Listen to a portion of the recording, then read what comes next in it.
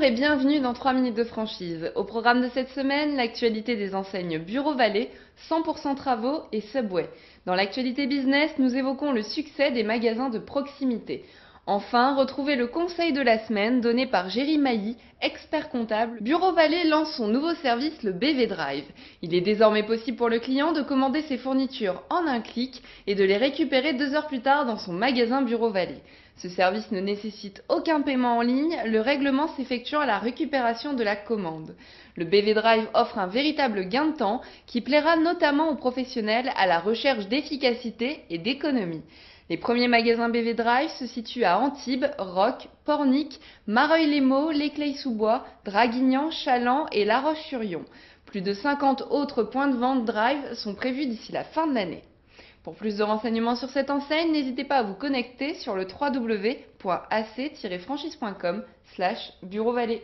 Le réseau 100% Travaux met en relation particuliers et professionnels du bâtiment pour tous les travaux de rénovation. Cette enseigne qui demande un faible investissement au démarrage se développe et recherche des candidats. Nous avons rencontré Cédric Salès, gérant de la société, à l'occasion du Salon Créé 2012. 100% Travaux, en fait, c'est un réseau de courtiers en travaux.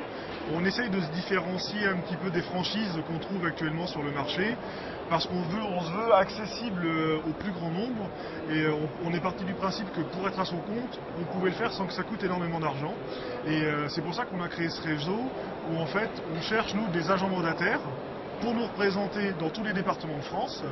Et on est en train d'organiser pour que ça leur coûte le moins cher possible et qu'ils puissent exercer leur activité de la meilleure façon possible. Subway recrute des candidats sur le territoire Est-Midi-Pyrénées. Avec 5 départements et de très grandes villes emblématiques comme Toulouse, Perpignan ou Carcassonne, celui-ci ne demande qu'à être conquis.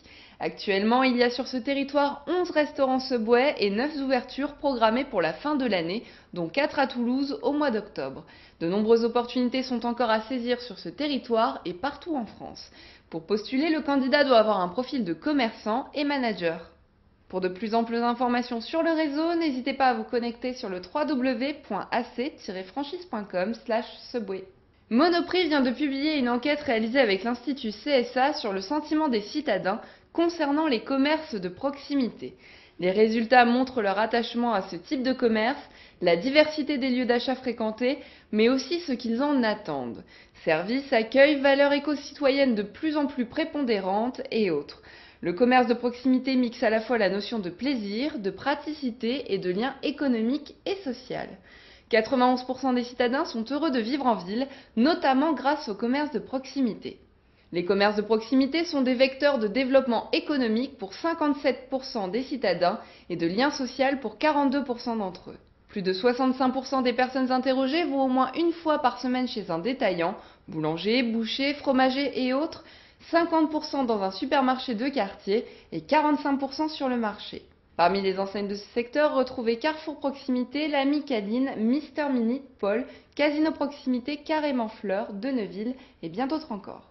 C'est le moment de retrouver le conseil de la semaine donné par Géry Mailly, expert comptable, et portant sur les rôles de l'avocat et de l'expert comptable dans le cadre d'une création ou reprise d'une franchise. Il faut savoir qu'une fois qu'on s'est lancé, il faut payer l'emprunt. Bien souvent, il y a un emprunt derrière, selon la taille du projet. L'apport initial du franchisé est certainement pas suffisant, donc il y a forcément un emprunt. Et à partir de là, il y a forcément un risque, il y a un engagement du franchisé. Et son intérêt, effectivement, donc, c'est de suivre la réalisation, je dirais, du projet, la réalité des chiffres, et toujours valider, je dirais, la réalisation des objectifs par rapport à ce qui avait été prévu à la base. C'est vraiment la pérennité avant tout. Et notre rôle, il est là, quoi. Les avocats, sur certains domaines, sur certains points particuliers, comme la lecture d'un contrat de franchise, etc., ont leur compétence à faire valoir. Et là-dessus, on n'est jamais ennemi d'une compétence particulière. C'est vraiment l'administration d'une équipe. Et souvent, l'administration de cette équipe, c'est vraiment le porteur de projet qui l'a conduit. C'est la fin de cette édition. Merci de nous avoir suivis. À la semaine prochaine.